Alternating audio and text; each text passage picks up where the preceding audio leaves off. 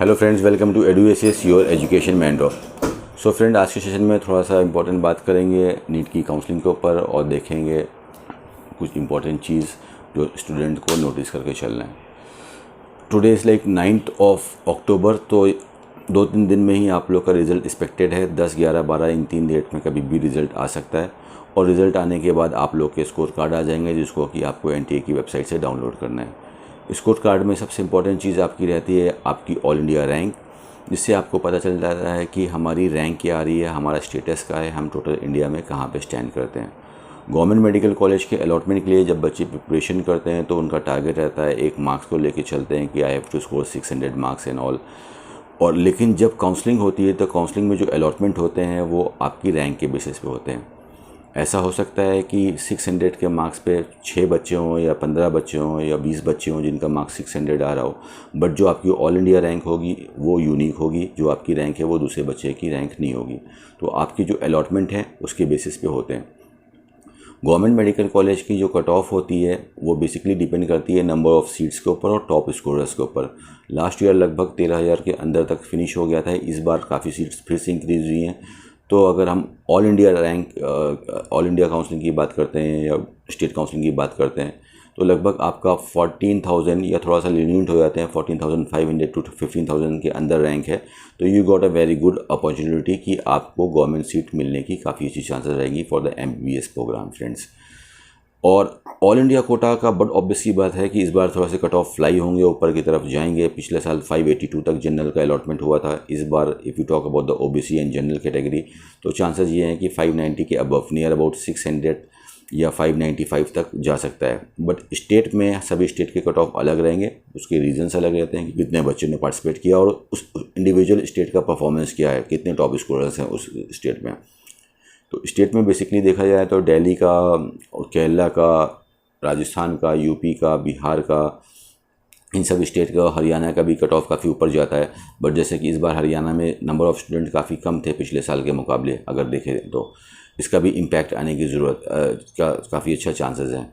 तो स्टेट के cut off पे उतना ज़्यादा फ़र्क नहीं पड़ेगा, लेकिन ऑल इंडिया कोटा के बट ऑब्वियस सी बात है कि कट ऑफ फ्लाई होंगे। अब फ़िलहाल अभी देखते हैं कि करंटली क्या चल रहा है काउंसलिंग के अंदर, क्या कहीं पे रजिस्ट्रेशन स्टार्ट हो चुके हैं, क्या काउंसलिंग स्टार्ट हो चुकी है, उसके ऊपर देखते हैं। तो अभी आप करंट स्टेटस के ऊपर देखते हो तो करंटली में IPU in person university Delhi ने अपने रजिस्ट्रेशन को दोबारा स्टार्ट कर दिया है। ऐसे बच्चे जो ऑलरेडी IPU के लिए रजिस्ट्रेशन पहले कर चुके थे, अब इस बार IPU अपनी काउंसलिंग ऑनलाइन कराने वाली है, ऑफलाइन काउंसलिंग नहीं होगी because of the epidemic condition. तो आपको स्टेप नंबर 2 करना है, IPU की वेबसाइट ipu.ac.in के ऊपर लॉगिन करना है और लॉगिन करने के बाद फिर वहाँ पे अपना 1000 रुपीज़ का काउंसलिंग फ़ीस का पेमेंट करके उसकी रिसिप्ट लेके रख लेना है। और ऐसे स्टूडेंट जिन्होंने चांस मिस कर दिया था कि पहले रजिस्ट्रेशन नहीं कर पाए थे, आप लोग की भी अच्छी न्यूज़ है कि आप फ्रेश रजिस्ट्रेशन कर सकते हो। फ्रेश रजिस्ट्रेशन करने के बाद रजिस्ट्रेशन फ़ीस 1200 इसकी पे करनी है, फिर अपनी काउंसलिंग फ़ीस 100,000 की पे करनी है। यानी कि 1200 प्लस 1000 रुपीज़ 2200 रुपीज़ की आपको फ़ीस पेमेंट करना है और अपना फ्रेश रजिस्ट्रेशन भी कर सकते हो। कौन बच्चे एलिजिबल हैं IPU में काउंसलिंग करने के लिए? सिर्फ वही बच्चे एलिजिबल हैं जिन्होंने अपना 11-12 दिल्ली से किया है, दिल्ली के किसी स्कूल से किया है। बाहर के स्टेट वाले बच्चे इसमें एलिजिबल नहीं हैं। IPU में अदर कोर्सेज़ के लिए फॉर BDS और आयुष के कोर्सेज़ लाइक BMS BHMS के लिए भी रजिस्ट्रेशन होंगे। तो अगर आपका स्कोर थोड़ा सा लो है तो भी आप चांसेस ले सकते हो। वैसे इस बार की कंडीशन को देखते हुए फॉर जनरल OBC के लिए IPU में एक्सपेक्टेड कट ऑफ 600 के आसपास होना चाहिए। माइट भी देयर कहना चांस कि 1-2 नंबर नीचे भी आ जाए, वरना 600 के ऊपर जाने की चांसेस है। और इसमें आर्मी मेडिकल कॉलेज जो कि आपका आता है रोहनी में, उसमें चांसेस रहेगा कि 560 प्लस पे वहाँ पे सीटें मिलेंगी। इसके अंदर सिर्फ आर्मी बैकग्राउंड के ही बच्चे पार्टिसिपेट कर सकते हैं। X serving army, ex army के बच्चे ही इसमें पार्टिसिपेट कर सकते हैं और विडोज़ के भी बच्चे, आर्मी विडोज़ के भी बच्चे इसमें पार्टिसिपेट कर सकते हैं। सो IPU का रजिस्ट्रेशन ओपन है। लास्ट डेट आपकी 28 अक्टूबर 20 अक्टूबर है, रात को 11:50 तक। और इसके अलावा सिक्किम मणिपाल में जो कॉलेज पढ़ता है उसके भी रजिस्ट्रेशन है, डेट एक्सटेंड कर दी गई है। 1000 का रजिस्ट्रेशन है, फ़ीस उसकी लगभग 17 लाख है। 300 नंबर पे सीट मिलती है, वहाँ पे भी आप रजिस्ट्रेशन कर सकते हैं। दिल्ली में बेसिकली 2 यूनिवर्सिटी आती है, DU और IPU। तो IPU अपनी ऑनलाइन काउंसलिंग करेगी अपनी वेबसाइट के ऊपर और DU MCC के साथ यानी कि मेडिकल काउंसलिंग कमेटी के साथ अपनी काउंसलिंग करेगी। जिस वेबसाइट पे डीम्ड की काउंसलिंग ऑल इंडिया कोटा की काउंसलिंग होती है, वहीं पे डीयू की भी काउंसलिंग होगी। अगर बाहर वाले बच्चे आईपीयू के अंदर एडमिशन लेना चाहते हैं तो आप ऑल इंडिया कोटा के थ्रू 15% सीट्स में आईपीयू के लिए टारगेट कर सकते हो। उसके लिए एक्सपेक्टेड कट ऑफ आपका नियर अबाउट वही 640 प्लस के आसपास होना चाहिए। इसके ऊपर अभी भी क्वेश्चन मार्क है कि इस बार आपका एम्स और जिपमार किस काउंसलिंग के अंदर से आने वाला है। चांसेस हैं कि ऑल इंडिया कोटा के अंदर से आएगा, अदरवाइज़ अपनी ऑटोनॉमस काउंसलिंग भी अपनी वेबसाइट के ऊपर करा सकता है। सो जैसे इसके लिए भी कुछ नोटिस आता है तो आप लोग को बता दिया जाएगा। और काफ़ी कुछ जो नई चीज़ें भी हैं, कुछ नए कॉलेज आए हैं, जैसे कि मणिपाल ने अपना कॉलेज लॉन्च किया है जमशेदपुर के अंदर, और सिम्बोसिस डॉटर्स के लिए, गर्ल्स के लिए एक अपना कॉलेज लेके आ रहा है पूना के लिए। तो अभी ये चीज़ क्लियर नहीं है कि किसके अंदर से ये कॉलेज आने वाले हैं, whether that is going to be अंदर डीम्ड कॉलेज, डीम्ड के अंदर से इनकी काउंसलिंग होगी कि स्टेट के अंदर से काउंसलिंग होगी, स्टेट के अंदर से काउंसलिंग होगी। तो देखने वाली बात होगी कि क्या बाहर वाले बच्चे एलिजिबल हैं कि नहीं। बिकॉज सिम्बोसिस तो महाराष्ट्र में आता है, तो महाराष्ट्र तो क्लोज स्टेट है, तो उसमें अगर स्टेट के अंदर से आता है तो बाहर वाले रेस्ट ऑफ इंडिया के लिए तो चांसेस नहीं है। अगर डीम्ड में आता है तभी बाहर वाले बच्चे पार्टिसिपेट कर सकते हैं। और झारखंड में फ़िलहाल अभी तक कोई प्राइवेट मेडिकल कॉलेज था नहीं, तो ओपन क्लोज स्टेट का तो कोई इसका स्टेटस है नहीं, क्लोज स्टेट है गवर्नमेंट कॉलेज के लिए। तो वहाँ के भी अभी देखना है मणिपाल में कि डीम्ड के अंदर से आता है तो पूरा इंडिया पार्टिसिपेट कर पाएगा, स्टेट के अंदर से आता है तो क्या Jharkhand state rest of India के लिए ओपन करेगा कि नहीं, क्योंकि एक ही प्राइवेट मेडिकल कॉलेज है। ये सब चीज़ों को भी देखना है, फीसेस को भी देखना है। फीस आपकी एक्चुअल जब सारी रिस्पॉन्सिबिलिटी गवर्नमेंट की रहती है, डीजीएसएस की रहती है, डायरेक्टर जनरल हेल्थ सर्विसेज की, जो कि आपकी काउंसलिंग कराते हैं, DGS director general medical education, ये सब आपकी काउंसलिंग कराते हैं। तो वही आपसे फ़ीस लेते हैं, वही सिक्योरिटी अमाउंट लेते हैं। तो वेबसाइट के ऊपर ही सारी डिटेल आएंगी, नोटिफिकेशन आएंगे कब कौन सी काउंसलिंग होने वाली है, इस बार कितने कॉलेज पार्टिसिपेट कर रहे हैं गवर्नमेंट के अंदर, कितने कॉलेज प्राइवेट के अंदर पार्टिसिपेट कर रहे हैं, क्या टोटल नंबर ऑफ़ सीट्स हैं, क्या रिजर्व सीट्स हैं यहाँ पे, क्या फीसेज़ हैं। तो जो रियल फीस स्टेटस है उसके लिए थोड़ा सा वेट करना है, जब काउंसलिंग स्टार्ट होगी तभी आपको पता चलेगा। फ़िलहाल एक्सपेक्टेड है कि 12 तारीख तक रिज़ल्ट आ जाना चाहिए, और 12 तारीख को रिज़ल्ट आता है तो आप मान सकते हो कि विद इन अ वीक 6-7 दिन के अंदर नोटिफिकेशन आना स्टार्ट हो जाएंगे। एमसीसी की काउंसलिंग सबसे पहले सेंट्रल लेवल वाली काउंसलिंग होती है, और इसकी वेबसाइट पे mcc.nic.in के ऊपर शेड्यूल आ जाएगा। शेड्यूल में आपको पता चलेगा कि कब से कब तक रजिस्ट्रेशन कराना है, कब से कब तक चॉइस फिलिंग होनी है, कब तक फ़ीस पेमेंट का टाइम है, कब रिज़ल्ट आना है, उस तरह से शेड्यूल आ जाएगा। और आप मान के चलो लगभग 20 तारीख तक आपकी काउंसलिंग एक्शन में भी आ जाएगी। पहले बच्चे अपनी रजिस्ट्रेशन करेंगे, फ़ीस पेमेंट करेंगे, फिर चॉइस फिलिंग करेंगे, फिर फाइनली आपका रिज़ल्ट आ जाएगा।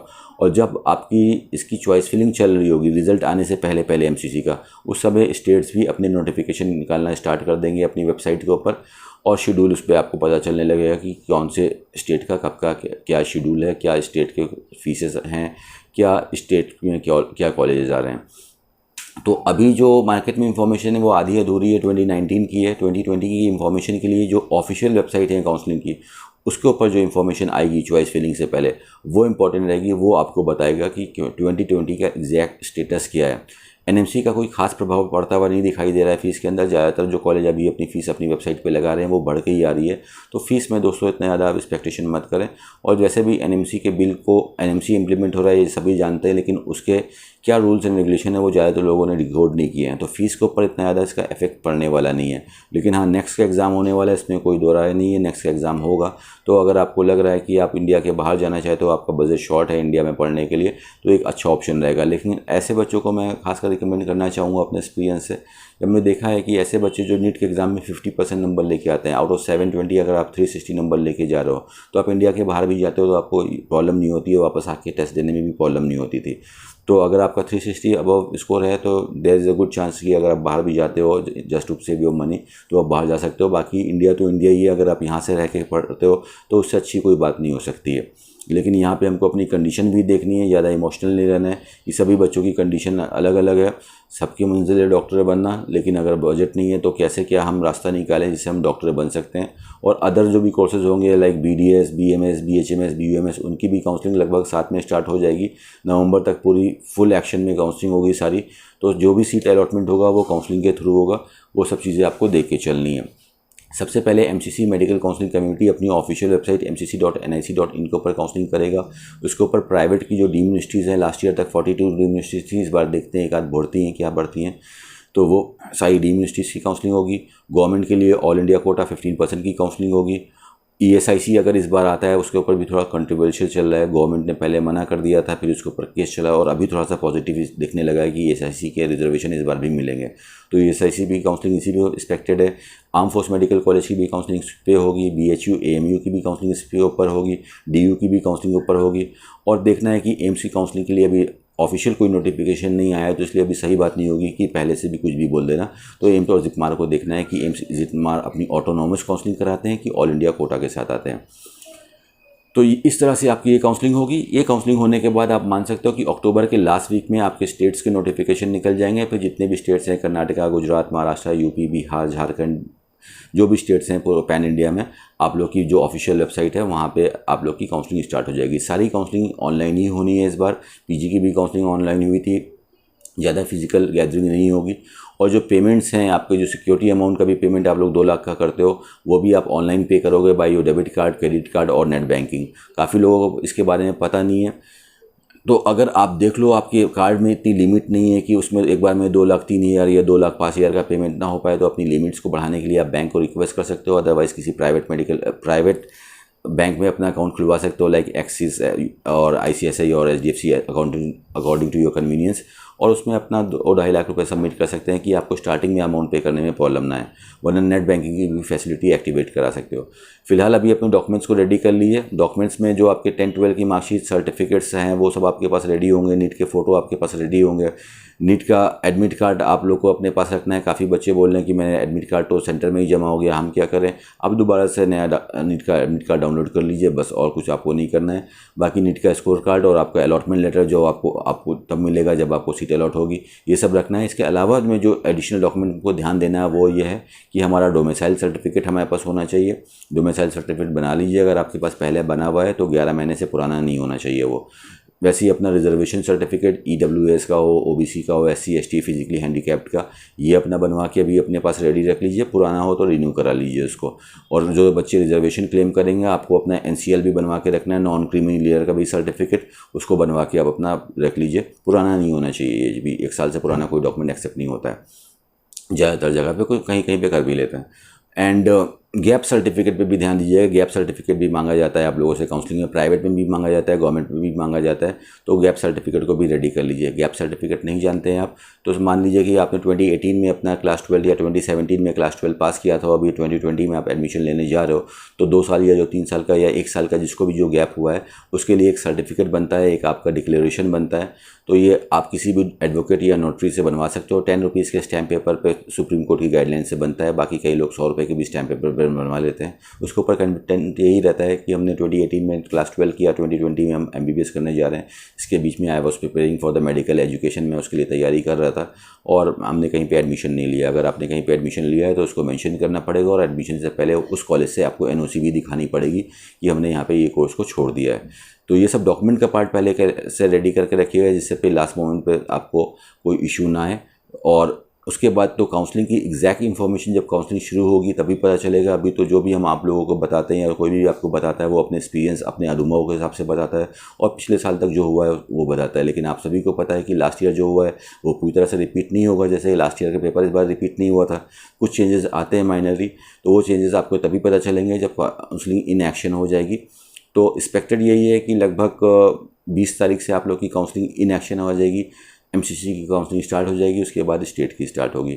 और जो भी बच्चा है 200 का, 250 का, 300 का, 650 का, 500 का, ज़्यादा काउंसलिंग में फॉर्म फिल करना स्मार्टेस्ट नहीं होती है। आप देख के चलो, पहले कॉन्फिडेंट हो कि हमारे स्कोर पे कहाँ पे बेस्ट सीट मिल सकती है, अच्छा कॉलेज मिल सकता है जो थोड़ा पुराना हो, MSMD वाला कॉलेज हो, रिकॉग्नाइज हो, अच्छी लोकेशन हो, और सबसे इंपॉर्टेंट चीज़ कि हमारे बजट के अंदर हो। तो जहाँ पे आपको लग रहा है कि कंफर्म सीट मिल जाएगी और स्टार्टिंग राउंड में मिल जाएगी, वहाँ पे आप काउंसलिंग के लिए ट्राई करें। मैक्सिमम 2 काउंसलिंग बेस्ट रहती हैं। बहुत ज़्यादा लग रहा है तो आप 3 काउंसलिंग को लेकर चलें। मल्टीपल 6-7 काउंसलिंग करेंगे तो आप मैसी अप हो जाएंगे, टाइम भी ज़्यादा लगेगा और मनी की भी वेस्टिंग और पेनल्टी होने की भी चांसेस हो जाती हैं दोस्तों। और बाकी eduasis.com के ऊपर आपको सारी डिटेल मिलती रहेगी, लास्ट ईयर की भी, सारे कट ऑफ फीसेस सब कुछ है, और जितने भी चेंजेस अभी होते जा रहे हैं, जो भी नोटिस आते जा रहे हैं, वो सब आपको वहाँ पे अपडेट मिलते रहेंगे। हमारा कम्युनिटी सेक्शन भी देखते रहिए। कम्युनिटी सेक्शन पे हम ईच एंड एवरी जो भी नोटिस आते हैं वो सब अपडेट करते रहते हैं, तो उससे भी आपको हेल्प मिलती रहेगी। काउंसलिंग करना बहुत सिंपल है, अगर आपको सब पता है। कोई भी बच्चा आराम से घर से बैठ के अपनी काउंसलिंग करके सीट निकाल सकता है। जैसे कि आप नीट की प्रिपरेशन करते हो, काफ़ी बच्चे सेल्फ स्टडी करके अच्छे से नंबर लेके आते हैं, तो ऐसे ही आप काउंसलिंग की भी सेल्फ स्टडी करें, अच्छे से समझें, एडुएसएस के वीडियोस देखें, काफ़ी लोगों के और भी वीडियोस हैं अच्छे, उनके भी वीडियोस देखें, जिससे जो आपको समझ में आए उसको देखें। ज़रूरी नहीं है कि आप एडुएसएस को देखें या किसी को देखें, जिसकी लैंग्वेज समझ में आए आपको उसको आप देखें। वेबसाइट पे आपको एडुएसएस की इन्फॉर्मेशन मिल जाएगी, उसको देखें और उसको देखने के बाद आप सही से चीज़ों को कंक्लूड करें और अपनी काउंसलिंग करें।